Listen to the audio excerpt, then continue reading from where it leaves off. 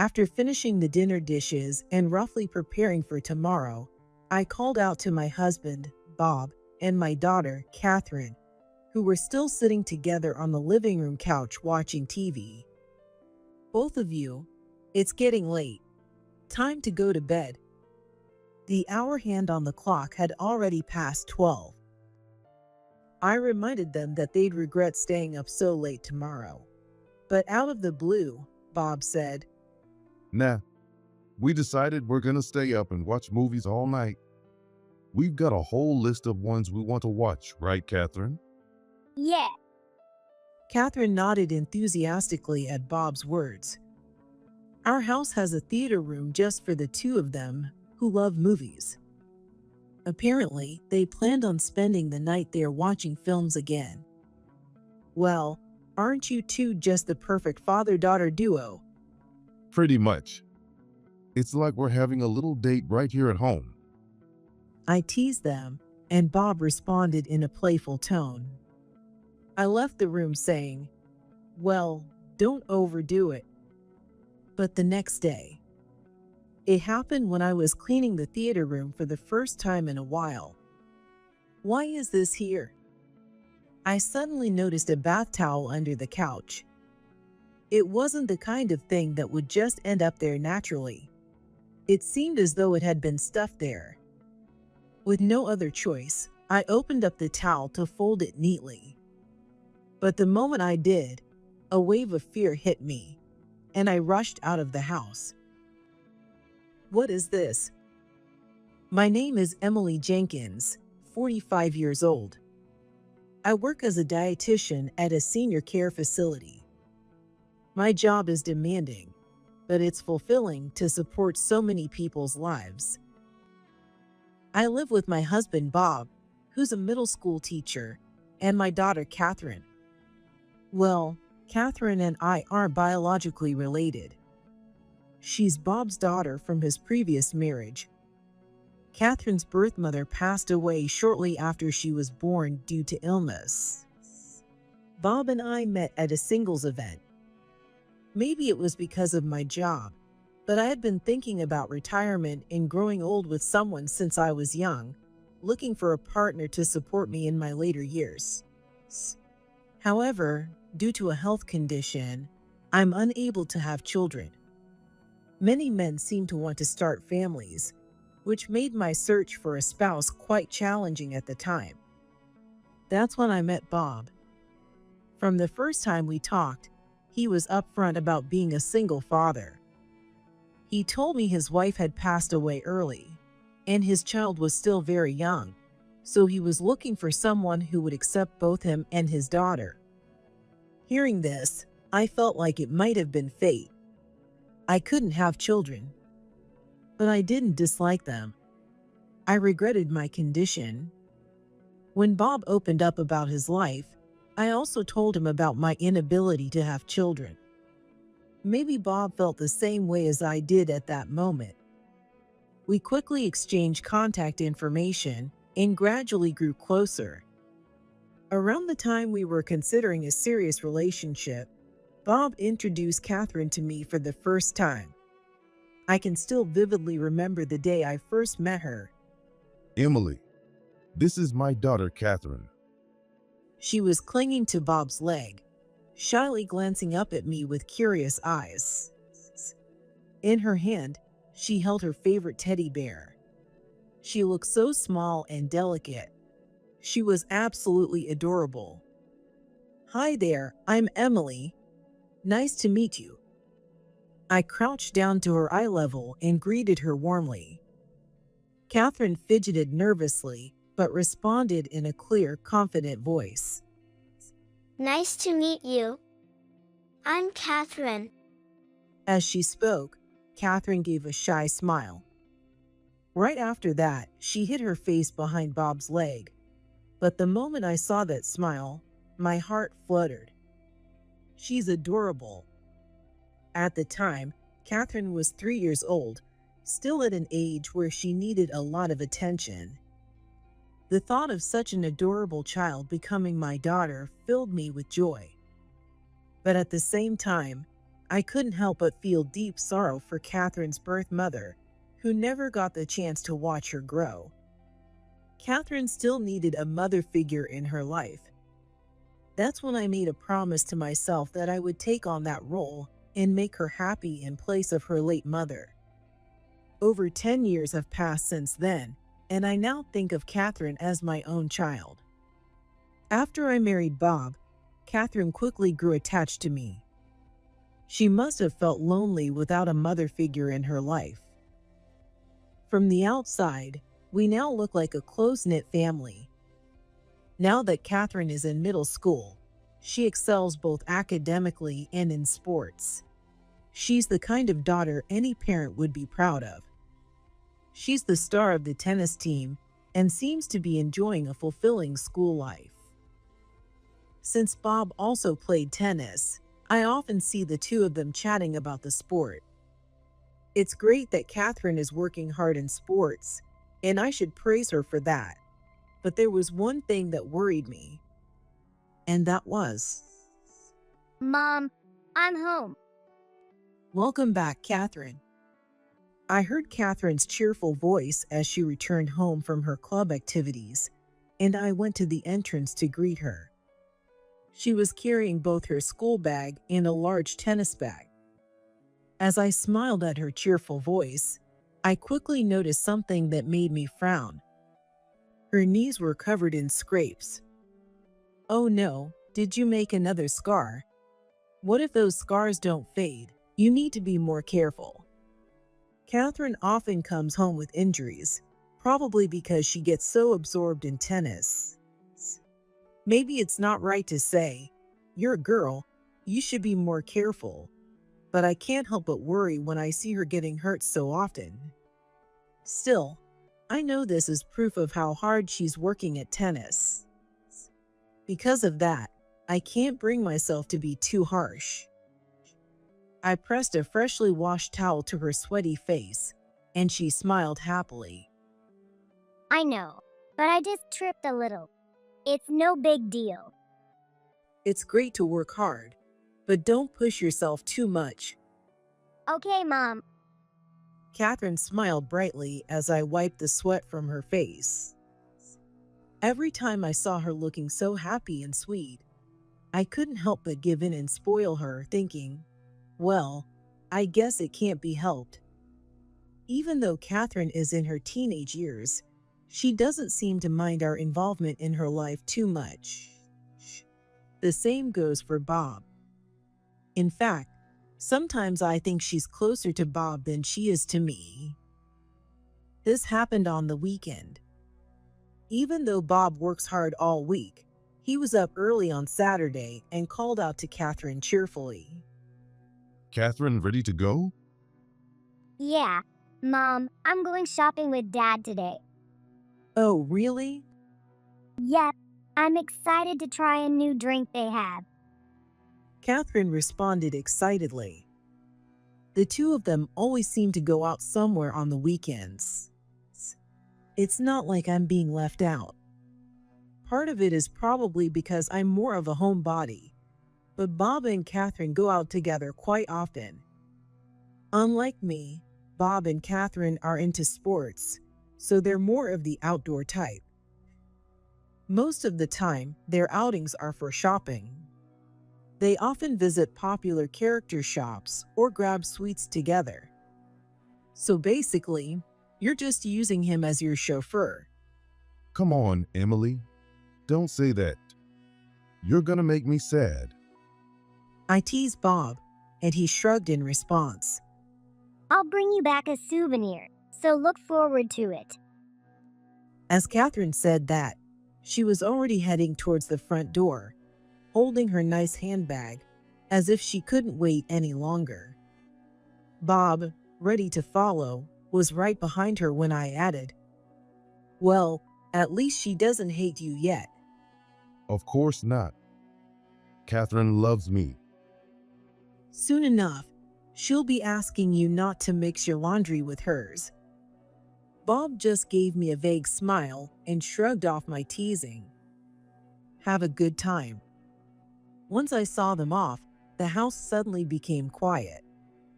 I listened as the sound of their car slowly faded into the distance and let out a deep sigh. Maybe there really is something different when you're related by blood. It's not that Catherine and I have a bad relationship, but compared to Bob, it feels like there's a deeper connection between them. I know they're considerate of me being more of a homebody, but I can't help feeling a little left out sometimes. With both of them sharing a love for tennis, I often get the feeling that their conversations flow more easily when I'm not around. Would things change if I tried playing tennis too? I considered it, but remembering how hopeless I've been at sports since childhood, I quickly gave up on the idea. One evening, after finishing the dinner dishes and roughly preparing for tomorrow, I called out to Bob and Catherine, who were still sitting on the couch watching TV together. "It's getting late, you two. Time for bed." The hour hand had already passed 12. I understood that sometimes they wanted to have fun, but tomorrow was still a weekday. Knowing they'd regret it the next day, I was about to give them a little reminder when Bob suddenly said, We already decided that Catherine and I are going to watch movies all night. We've got a lot on our list. Right, Catherine? Yeah. Catherine nodded enthusiastically at Bob's words. Bob has always loved watching movies. Even before we got married, the three of us often went to the movies, and maybe because of that, Catherine loves them too. Sometimes, instead of shopping, their weekend outings are to see a movie. Bob even set up his own sound system at home, saying he wanted the best audio for watching movies. He likes to crank up the volume, so we even have a soundproof theater room in our house. Unfortunately, I've never been particularly interested in movies, nor am I knowledgeable about them. Unlike Bob, who was beaming with excitement, I raised my eyebrows. "You have work tomorrow, don't you?" Of course I do. But I'll manage. Bob gave me a sheepish smile, as if it were obvious. That expression annoyed me, but I understood his point. Both Bob and Catherine are athletes, so they can probably handle their own schedules. After all, sports are all about maintaining your body. Still, Catherine has a tennis tournament coming up. There's no need for her to stay up so late for no reason. But I knew from my experience that no matter what I said in these moments, they wouldn't listen. Well, aren't you two just the perfect father-daughter duo? They shared a bond over tennis and movies that I didn't. I hoped they'd forgive me for sounding a bit harsh. I tried to joke, but Bob responded in a playful tone. Yeah, we're pretty close. It's like we're having a little date right here at home. He looked over at Catherine, seeking her agreement, and my irritation grew. I knew it was childish, but sometimes emotions are too strong to control with reason. I started to leave the room in frustration when Maybe. Catherine's voice, as she responded to Bob, sounded unexpectedly downcast, and for some reason, it sent a strange chill through my chest. When I instinctively turned around, I saw Catherine staring at me. "Catherine?" It felt like she was trying to tell me something.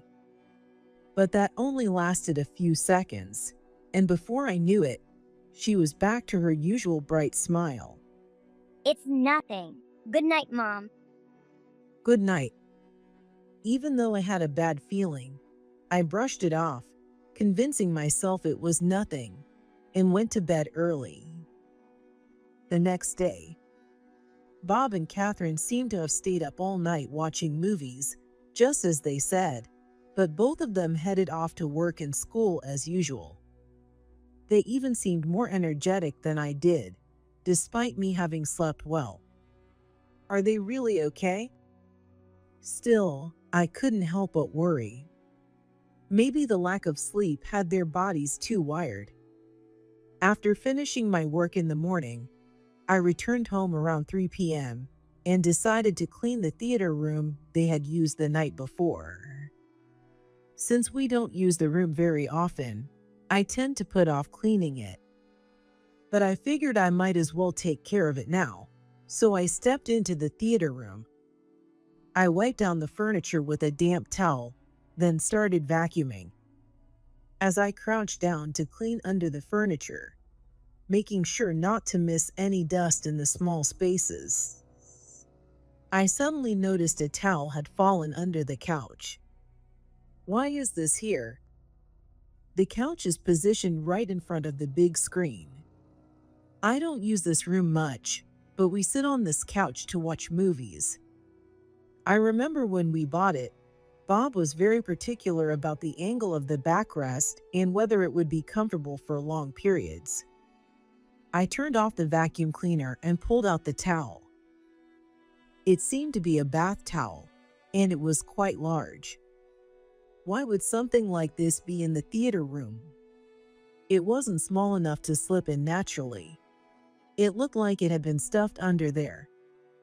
With a sigh, I decided to fold the towel back up. But the moment I unfolded it, a wave of fear gripped my throat. What is this? The bath towel was covered in red stains, scattered across its surface. For a moment, my mind went blank, unable to process the scene in front of me. Because no matter how I looked at it, those stains were blood. It wasn't the kind of blood you'd wipe from a small cut. There was a considerable amount all over the towel. What on earth? I rarely come into this room. The only ones who use it are Bob and Catherine. A terrible feeling welled up inside me, growing stronger by the second. Now that I thought about it, Catherine had been coming home with a lot of cuts and bruises lately.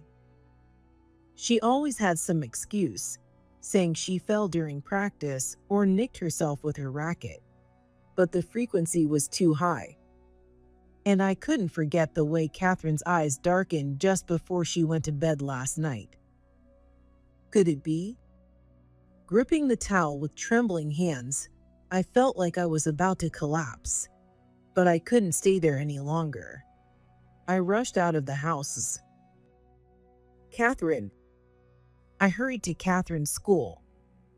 As I approached the gate, there she was, carrying her usual school bag and a large sports bag. When I called her name, Catherine, who had been chatting with her friends, looked up with a bright, happy expression. Mom, what's wrong?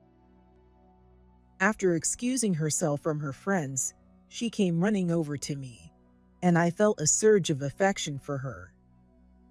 But at the same time, I saw the visible scars on her knees and arms, and a wave of anger burned inside me. Did you come to pick me up? I just finished practice, so let's go home together. If something had happened to Catherine, there was no way I could stay quiet. I gently pushed Catherine's shoulder and led her away from the school gate to a shady spot under the trees, then looked down at her body, covered in scrapes. Catherine. What's going on? Seeing the pained expression on my face, Catherine seemed to notice that something was off. She looked up at me with a worried expression. Trying to calm my racing heart, I lowered my voice. I'm happy to walk home with you, of course. But first, I need you to tell me the truth. The truth? Catherine tilted her head, looking confused. I pressed my hand against my chest, feeling the rapid pulse beneath my shirt, and stared directly into her eyes. Today, while I was cleaning the theater room, I found a bath towel under the couch. It was covered in blood. At my words, Catherine gasped. In an instant, her face went pale. She brought a trembling hand to her mouth and looked down. She seemed so fragile. I instinctively reached out and put my hand on her shoulder. Catherine, I'm always on your side. You mean more to me than anything in the world. Please, tell me how that bath towel got stained with blood and why it was hidden. Tell me what really happened in the theater room. Catherine fell silent for a long time. I could tell she was debating whether to tell me or not. But I waited patiently, trusting that she would open up to me. Finally, Catherine spoke, her voice barely above a whisper. The truth is, we didn't watch a single movie last night. I was practicing tennis with Dad. All those times we said we went shopping or to the movies, that was a lie. Dad's been training me in tennis. So that's what it was. As Catherine confessed, everything suddenly made sense. Bob was also a tennis player, but his passion for the sport was on a completely different level from Catherine's. His obsession with tennis went far beyond just a hobby. In fact, he was still coaching tennis, even while working as a middle school teacher. For Bob, tennis wasn't just a sport. It was practically a lifelong mission. Apparently, Bob once aimed to become a professional tennis player. One time, when we were talking about why he married me, he joked, I married you, Emily, because you can cook meals for athletes. Bob's dedication to tennis was intense. But Catherine wasn't like that. You don't really love tennis that much, do you, Catherine? No, I guess you already knew that. Catherine nodded sadly, her shoulders slumping. Of course, she had the talent to succeed. She'd achieved impressive results in her school tournaments, but it wasn't something she was passionate about. Of course I knew. You're my precious daughter. And don't forget, there was that time you and Bob argued about tennis when you were little. I remember the day when Catherine was still young, and we had a small argument about tennis. Bob had suddenly announced that he wanted her to take tennis lessons. He had shown her a brochure he found advertising a tennis school. Catherine, you got real talent. You could be a pro. You could represent the U.S. and even compete in the Olympics. He grabbed her shoulders, speaking with such enthusiasm that I frowned a little, thinking that this should really be Catherine's decision. After all, it was her life. Catherine enjoyed physical activities, but it seemed she preferred dancing and singing her heart out. And sure enough, Catherine shook her head. But I like singing more than tennis. Tennis isn't fun. What are you talking about? You've got a gift most people can only dream of, and you're just throwing it away? When Catherine firmly stated that she had other interests, Bob raised his voice at her as if scolding her. I could see Catherine shrinking back in fear, and I couldn't stay quiet any longer. Bob, wait. This isn't your decision to make. It's up to Catherine to choose if she wants to play tennis. Just because you love the sport doesn't mean you can force it on her. I thought I was being perfectly reasonable, but Bob turned on me furious. You don't get it, Emily. You don't understand how incredible Catherine's talent is. She might have talent, but it's up to her how she uses it. Well, yeah, but I remained calm, not backing down. Bob bit his lip in frustration and went silent. He looked displeased, but I wasn't going to let him force Catherine into anything anymore. Talent isn't a reason to force someone to do something they don't want to. Although Bob seemed to give up, Catherine remembered that incident well, and when she entered middle school, she joined the tennis team. Of course, it was also because of Bob's strong encouragement. Catherine had reluctantly given in. He never gave up, did he? I muttered in a low voice, remembering the deep discomfort and frustration I'd felt back then. I regretted not standing my ground more firmly. After I joined the tennis team, Dad didn't say anything at first, but just before a big tournament, I offered some advice and started training him. Since then, he's been dragging me to the court, calling it special training. As she said this, Catherine began to unwrap the surgical tape around her palms. Her palms were covered with blisters and blood. This is awful. I could barely contain my trembling as I gently took her hand, careful not to touch the wounds. It was too painful for me to look at her palm. Whenever Dad says we're going on a date, that's a signal for our training to start. At first, I was happy because he praised me when I played tennis, and it made him proud. But recently, it's just been painful. I hate it. I hate the tennis court now. Catherine said this quietly, almost to herself. I suddenly remembered that last night, when they said they were going to watch a movie, Bob had used the word date. What had seemed like a harmless joke at the time now felt horribly sinister. I wanted to tell you earlier, but Dad told me not to.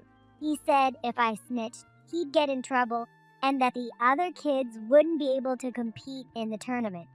I'm sorry I kept lying. It turns out Bob had been not only forcing Catherine to play tennis, but he'd also been using threats to keep her quiet. Catherine bit her lip and lowered her head, her voice barely a whisper as she apologized. I couldn't take it anymore and pulled her into my arms. This isn't your fault, Catherine. You don't need to apologize. I couldn't forgive myself for not noticing sooner. Last night, when Catherine had stared at me, she had probably been unconsciously reaching out for help. And I had completely missed it. I'm the one who should be sorry for not realizing what you were going through. You've been trying so hard, Catherine. I wouldn't let Bob do this again. With firm resolve, I said this aloud, and Catherine, perhaps relieved or maybe just happy to be praised, finally gave me a shy little smile. I doubt Bob ever intended for things to go this far. Sports rely on the body. And if you damage it, you lose everything. Pushing Catherine so hard that she bled went completely against that logic. What began as a genuine desire to support Catherine had twisted into an unhealthy obsession with the sport itself. But that didn't excuse him for hurting her. Catherine, we're going to my parents' house. Pack your things. Now? Right now? Without wasting any time, we quickly packed our bags before Bob got home. We took the train and headed to my parents' house. According to Catherine, Bob's special training sessions usually happen late at night after I had already gone to bed. And they happened often. I knew the only thing I could do was get Catherine away from him for a while. On our way there, I told my parents what had happened, so when we arrived, they welcomed us warmly. Even though Catherine had been busy with her club activities, she seemed happy to reunite with her grandparents after so long. Despite not being related by blood, Catherine's bright and sweet nature made her beloved by my parents as well. But as the time for Bob to come home approached, I noticed that even Catherine, as relieved as she was to be away, started to get anxious. Exhausted from her practice and the emotional toll of sharing everything she had been through, Catherine eventually fell asleep. I left her in the care of my parents, and as I sat alone, contemplating the future, my phone began to ring. Of course, it was Bob. I took a deep breath, trying to calm the storm of anger brewing inside me, and answered the call. Hello, Emily. Where are you? Is something wrong? Catherine's not here either. And with her tennis tournament coming up, staying out so late. Even as Bob expressed concern about us, his passion for tennis was clearly clouding his judgment. This only fueled the anger I had been holding back. I spoke in a cold, firm voice. If you're asking if something's wrong, yes, something is. I'm at my parents' house with Catherine. Why? He was completely confused. To answer his question, I laid it all out. Last night, you didn't watch any movies, did you? You were giving Catherine a tennis lesson. I heard Bob gasp on the other end of the phone. Ironically, it was almost the same reaction Catherine had when I confronted her by the school gate. And that whole date thing, that's code for your training sessions, isn't it? I found the bath towel under the couch too. That was you who stuffed it there, wasn't it? Pretending to go shopping, they were actually continuing their intense training on the weekends. He was pushing Catherine through such harsh practices that she was bleeding. As I confronted Bob with the facts Catherine had told me, he hastily tried to make excuses. Yeah, okay, the towel is mine, but I just dropped it. And that blood? It's from when I bumped into the side table. Have you seen the state of Catherine's hands, Bob? They're covered in burst blisters and blood. Her palms are completely wrecked. I cut him off before he could continue his string of excuses. You really think you can talk your way out of this? Realizing there was no escaping the truth, Bob fell silent. But after a moment, he began again, in that same defensive tone. You don't get it, Emily. Catherine could become a professional. She has an extraordinary talent, something truly rare. I'm doing this for her sake. Bob's argument was clear.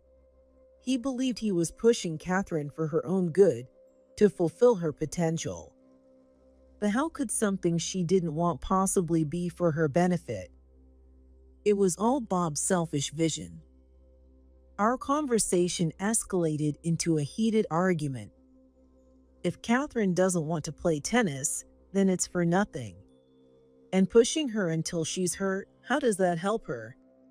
Sports aren't that easy, Emily. You wouldn't understand because you don't play. Every professional athlete has to push through injuries. It's part of the game. But Catherine doesn't want to be a professional. Your whole premise is wrong. Her talent isn't something everyone has. It's a gift others would kill for, and I can bring it out of her. Without me, she'll waste it. Hearing this, something inside me snapped. I remembered Catherine's battered hands, the pain she had been hiding. What talent? This isn't about Catherine. In the end, Bob is only thinking about himself. What he's doing is nothing more than imposing his own ideas on her. Enough already. The one who's the most jealous here is you, Bob. If Bob had been standing in front of me, I might have slammed my hand on the table or even struck him. That's how furious I felt. This is Catherine's life, not yours. She's not some substitute for your failed dreams. No one has the right to force her, not even you. If Bob truly cared about Catherine, he wouldn't push her to the point of bleeding. I understood that Bob was still haunted by his unfulfilled dreams of becoming a professional tennis player. His obsession with the sport was his way of holding on to those dreams. But that didn't give him the right to use Catherine to live out those ambitions. Our conversation was going in circles. Bob refused to see reason, convinced that what he was doing was for Catherine's benefit. He truly believed that pushing her was the best thing for her. I couldn't waste any more energy on him. I firmly said, "That's enough. I'm divorcing you, Bob, and I'm taking custody of Catherine." What? You can't just make that decision on your own. I had been thinking about this the entire way back to my parents' house.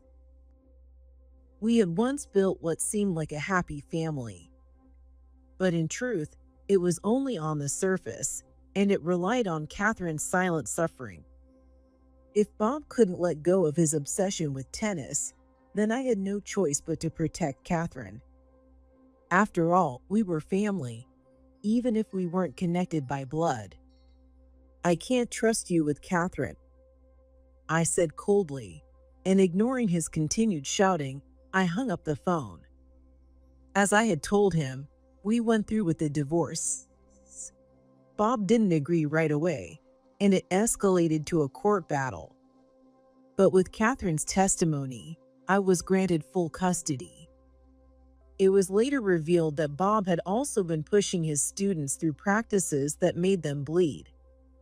The members of the tennis team he coached were in the same situation as Catherine. The extreme training he imposed on the tennis team he coached became a serious issue, so much so that it was reported in the news. Naturally, Bob was fired. But even then, he insisted he had done nothing wrong. Honestly, I never want to have anything to do with him again. Mom, I'm home. Welcome back, Catherine. Catherine's voice echoed from the entrance, full of energy after returning from practice. I walked to the front door to greet her. And there stood Catherine, wearing her new school bag and beaming with a radiant smile. Since then, Catherine and I had moved into a new home close to my parents' place, and we'd started a new life. Since my parents' house is nearby, Catherine often goes to visit them. They adore her like their own grandchild, so Catherine feels comfortable enough to let herself be spoiled by them. At her new middle school, Catherine joined the choir club.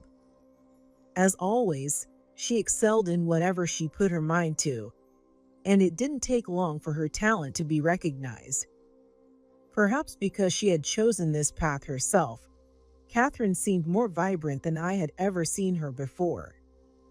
It made me so happy to see. Mom, tomorrow I'm going to karaoke with my friends. Is that okay? Tomorrow was the weekend. Catherine was free to make her own choices now, without being tied down by anything. Relieved that she was making friends in her new environment, I smiled and nodded. Of course, just don't stay out too late, and be careful not to overwork your voice. Okay. Catherine's face lit up with joy, her smile brighter than ever. She waved her now fully healed hands and bounced up the stairs, her footsteps full of life.